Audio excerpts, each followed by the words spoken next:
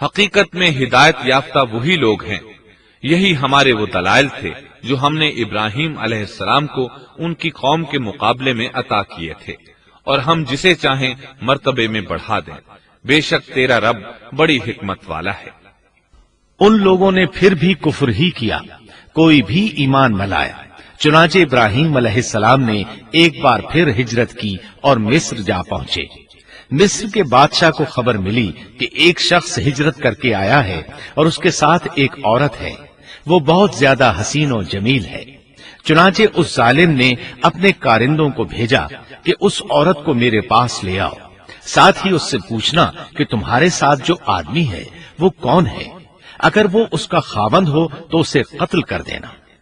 ادھر بادشاہ نے اپنے کارندوں کو حکم دیا، ادھر اللہ نے ابراہیم علیہ السلام کی طرف وحی بھیج دی۔ انہوں نے سارا علیہ السلام سے کہا، اگر وہ تجھ سے میرے بارے میں پوچھیں تو بتا دینا تم میری بہن ہو۔ پھر سارا سے بولے، اے سارا، روئے زمین پر میرے اور تیرے سوا کوئی مومن نہیں، یعنی یہ کافروں کی سرزمین ہے، یہاں کوئی مومن نہیں، اس لحاظ سے تم میری دینی بہن ہو۔ پھر بادشاہ نے ابراہیم علیہ السلام کو پیش کرنے کا حکم دیا۔ اس نے آپ سے پوچھا، یہ عورت کون ہے؟ آپ نے فرمایا، یہ میری بہن ہے۔ اس طرح ابراہیم علیہ السلام کی زندگی میں 3 موقع ایسے آئے کہ انہوں نے اللہ کے دین کی حمایت اور مدافعت کے لیے توریہ کیا۔ توریہ کا مطلب یہ ہے کہ واقعہ کچھ اور ہو لیکن کوئی شخص کسی خاص مصلحت کی وجہ سے اسے 2 معانی والے الفاظ کے ساتھ اس انداز میں بیان کرے کہ سننے والا اس واقعہ کو نہ سمجھ سکے بلکہ اس کا ذہن خلاف واقعہ چیز کی طرف منتقل ہو جائے۔ شریعت نے بعض مخصوص حالات میں اس کی اجازت دی ہے۔ وہ 3 مواقع جہاں ابراہیم علیہ السلام نے توریہ فرمایا، ان کی وضاحت کچھ اس طرح ہے۔ ایک یہ کہ آپ نے میلے پر نہ جانے کی غرض سے ان لوگوں سے کہا تھا کہ میں بیمار ہوں۔ دوسرے موقع پر یہ فرمایا تھا، یہ کام اس بڑے سردار بت کا ہے۔ تیسرے، سارا علیہ السلام کو دینی بہن قرار دیا۔ اس ظالم بادشاہ نے سارا علیہ السلام کو اپنی تحویل میں لے لیا۔ جب سارا علیہ السلام کو معلوم ہوا کہ وہ ایک بدکار شخص ہے تو انہوں نے اللہ تعالیٰ سے دعا کی، اے اللہ، تجھے معلوم ہے میں تجھ پر اور تیرے نبی پر ایمان لائی ہوں اور اپنے جسم کو اپنے خاوند کے سوا ہر ایک سے محفوظ رکھا ہے، لہٰذا آپ اس کافر کو مجھ پر مسلط نہ کیجیے گا۔ چنانچہ اس کافر بادشاہ نے جب سیدہ سارا کو پکڑنے کے لیے اپنا ہاتھ بڑھایا تو اس کا ہاتھ شل ہو گیا اور اپنی جگہ پر جم گیا۔ وہ لگا چیخ پکار کرنے، اس میں اتنی طاقت نہ رہی کہ اپنے ہاتھ کو حرکت دے سکے۔ اس کی آواز سن کر اس کے محافظ بھاگے ہوئے آئے، انہوں نے اس کے ہاتھ کو چھڑانا چاہا لیکن چھڑا نہ سکے۔ اس کی یہ حالت دیکھ کر سیدہ سارا خوف زدہ ہو گئیں۔ انہوں نے سوچا اگر یہ مر گیا تو لوگ کہیں گے اسے میں نے قتل کیا ہے۔ چنانچہ انہوں نے اللہ سے دعا کی کہ اسے چھوڑ دیا جائے۔ اللہ تعالیٰ نے آپ کی دعا قبول کر لی، اس کا ہاتھ ٹھیک ہو گیا، لیکن وہ ظالم پھر بھی نہ ڈرا۔ اس نے ایک بار پھر آپ کی طرف ہاتھ بڑھایا، اس کا ہاتھ پھر شل ہو گیا۔ سیدہ سارا نے پھر دعا کی، وہ دوبارہ ٹھیک ہو گیا، وہ پھر بھی باز نہ آیا۔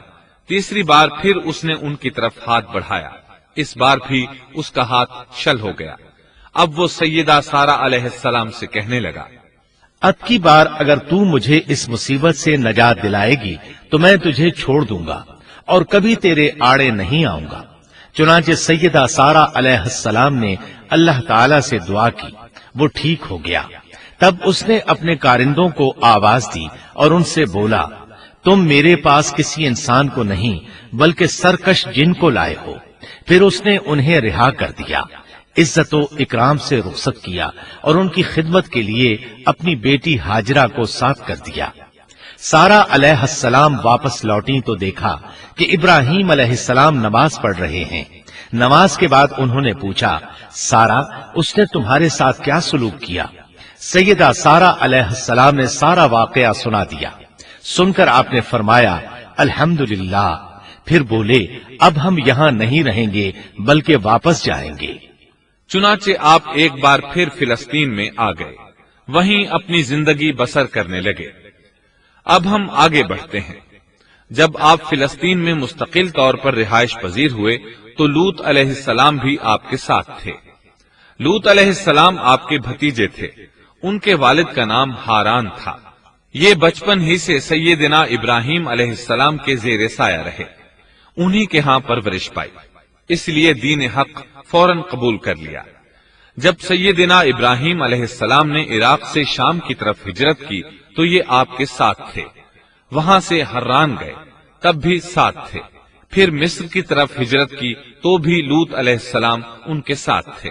آخر کار جب آپ نے مصر کو بھی خیر بات کہا اور فلسطین آ گئے تب بھی یہ ساتھ تھے۔ اب ابراہیم علیہ السلام نے لوط علیہ السلام کو حکم دیا کہ وہ بستی سدوم کی طرف چلے جائیں، اس لیے کہ اس بستی کے لوگ کفر کی انتہائی گہرائی میں جا چکے ہیں۔ انہیں کفر و شرک سے نکالنے کے لیے وہاں جائیں، انہیں اللہ کے احکام سنائیں، اللہ کی طرف دعوت دیں۔ چنانچہ لوط علیہ السلام تو اس طرف روانہ ہو گئے اور ادھر فلسطین میں صرف 3 مسلمان رہ گئے۔ ابراہیم علیہ السلام، ان کی زوجہ محترمہ سیدہ سارہ اور سیدہ ہاجرہ علیہم السلام وہیں رہائش پذیر رہے اور لوگوں کو مسلسل اللہ کی طرف دعوت دیتے رہے۔ یہاں یہ بے شمار مال و دولت کے بھی مالک بن گئے۔ جب ان کی عمر 85 یا 86 سال ہوئی تو سارہ علیہ السلام نے سوچا، میں بانجھ ہوں، میرے خامند بوڑھے ہیں، لیکن اولاد کی تمنا ہے، تو کیوں نہ میں اپنی لونڈی ہاجرہ ہدیے اور تحفے کے طور پر ابراہیم علیہ السلام کو دے دوں۔ چنانچہ ہاجرہ ابراہیم علیہ السلام کو مل گئیں، انہوں نے ان سے شادی کر لی۔ اللہ رب العزت نے جلد ہی ان کے بطن سے آپ کو اسماعیل علیہ السلام عطا فرمائے۔ ہاجرہ علیہ السلام کے ماں بننے پر اور ان کی اولاد کو دیکھ کر سیدہ سارہ علیہ السلام کو فطری طور پر غیرت کا احساس ہوا۔ اللہ کی قدرت دیکھیے، خود ہی انہیں ہاجرہ کو تحفے میں دیا تاکہ اولاد حاصل ہو، اور جب وہ ماں بن گئیں تو اب غیرت محسوس کر رہی ہیں۔ اپنی اس کیفیت سے مجبور ہو کر سیدہ سارہ نے ابراہیم علیہ السلام سے کہا، آپ مجھے اس کے ساتھ ایک جگہ پر نہ رکھیں۔ مورخین اور سیرت نگار لکھتے ہیں کہ ہاجرہ علیہ السلام ایک نطاق پہنا کرتی تھی، یعنی وہ جسم کے درمیان ایک لمبا کپڑا لٹکا لیتی تھیں تاکہ وہ کپڑا گھسٹ گھسٹ کر قدموں کے نشانات مٹا دے اور سارہ کو نظر نہ آئے، کیونکہ سارہ غیرت کی حد کو پہنچ چکی تھی۔ ابراہیم علیہ السلام نے جب سارہ علیہ السلام کے اندر غیرت کے آثار دیکھے تو ہاجرہ کو ان کی نگاہوں سے دور کر دیا۔ ادھر اللہ کا حکم بھی نازل ہو گیا کہ اپنی بیوی ہاجرہ اور دودھ پیتے بچے اسماعیل کو ساتھ لے لیں اور مکہ کی طرف رخ کر لیں۔ ابراہیم علیہ السلام مکہ کی طرف روانہ ہوئے، یہاں تک کہ مکہ پہنچ گئے۔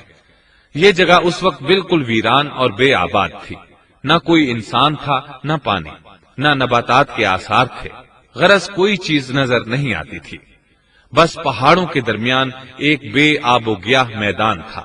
یہی وہ مقدس اور تاریخی وادی تھی جہاں ابراہیم علیہ السلام اپنی زوجہ اور لخت جگر کو چھوڑ کر واپس پلٹے۔ سیدہ ہاجرہ علیہ السلام کو بہت حیرت ہوئی، انہیں یہ امید نہیں تھی کہ ان کے خاوند انہیں ایک بے آباد جگہ تنہا چھوڑ کر چل دیں گے، اس پر بچے کی ذمہ داری الگ تھی۔ چنانچہ انہوں نے ابراہیم علیہ السلام کو آواز دی، لیکن انہوں نے مڑ کر بھی نہ دیکھا۔ اب وہ ان کے پیچھے آئیں اور قریب پہنچ کر بولی، اے ابراہیم، ہمیں کہاں چھوڑے جا رہے ہو؟ یہاں نہ پانی، نہ خوراک، نہ کوئی انسان۔ ابراہیم علیہ السلام نے پھر بھی کوئی جواب نہ دیا، کوئی پریشانی بھی ظاہر نہ کی اور چلتے رہے۔ سیدہ ہاجرہ بھی آپ کے پیچھے چلتی رہیں اور پوچھتی رہیں کہ ہمیں کس کے حوالے کر کے جا رہے ہیں؟ یہاں تو کوئی بھی جاندار نہیں، مکمل طور پر بے آباد علاقہ ہے، لیکن انہوں نے اب بھی کوئی توجہ نہ دی۔ آخر سیدہ ہاجرہ نے کہا، کیا آپ کو اللہ نے اس کام کا حکم دیا ہے؟ اب آپ نے جواب میں فرمایا، ہاں۔ تب سیدہ ہاجرہ بولی، اگر یہ بات ہے تو اللہ تعالی ہرگز ہمیں ضائع نہیں ہونے دے گا۔ جب انسان اللہ کے احکام کو بجا لائے تو اس کے دل سے فقر و فاقے کا خوف نکل جاتا ہے اور اللہ اسے طرح طرح کے انعامات سے نوازتا ہے۔ انسان جب تک اللہ کے احکام کو بجا لاتا رہے گا تب تک اللہ کی نصرت اور اس کی تائید شامل حال رہے گی۔ چنانچہ جوں ہی ہاجرہ علیہ السلام کو پتا چلا کہ انہیں تنہا چھوڑ جانا اللہ کے حکم کی بنا پر ہے تو فوراً یقین بھرے لہجے میں بولی، تب اللہ ہمیں ضائع نہیں کرے گا، یہ کہہ کر وہ اپنے شیر خوار بچے کی طرف پلٹ گئیں۔ خوراک اور پانی چند دن میں ختم ہو گئے، پانی کا ایک قطرہ پاس نہ رہا۔ اب پانی کی تلاش شروع کی، لیکن اپنے لیے تو درکنار ماں کو بیٹے کے لیے بھی پانی نہ ملا نہ خوراک۔ اب بچہ لگا بھوک سے بلکنے، خوراک نہ ملنے کی وجہ سے ماں کا دودھ بھی خشک ہو گیا تھا۔ عورت کتنی بھی باحوصلہ ہو اپنے بچے کو بھوک سے بلکتے نہیں دیکھ سکتی۔ اب انہوں نے بچے کو وہیں چھوڑا اور تیزی سے قریبی پہاڑی صفا کی طرف لپکی، اوپر چڑھ کر ادھر ادھر نظر دوڑائی کہ شاید کسی طرف پانی یا خوراک نظر آ جائے یا کسی انسان کی جھلک نظر آ جائے۔ جب کچھ نظر نہ آیا تو نشیب کی طرف چلی، ساتھ میں بچے کی طرف بھی دیکھتی جاتی تھی۔ نشیب میں پہنچی تو بچہ نظروں سے اوجھل ہو گیا۔ اس پر اور بے چین ہوئی اور بلندی کی طرف دوڑی۔ اس طرح مروہ پہاڑی پر چڑھ گئی، وہاں بھی چاروں طرف نگاہ دوڑائی لیکن کچھ نظر نہ آیا۔ خیال آیا کہ پھر کوشش کرنی چاہیے۔ اس خیال سے مروہ پہاڑی سے اتری اور صفا کی طرف چل دی۔ درمیان میں نشیب کی وجہ سے بچہ نظر نہ آیا تو دوڑنے لگی۔ اس طرح پھر صفا پر چڑھ گئی۔ اللہ اکبر! ایک تو عورت ذات کمزور، پھر بھوک پیاس سے نڈھال، اس پر کس قدر سعی اور کوشش میں مصروف، وہ بھی اپنے بچے کے لیے۔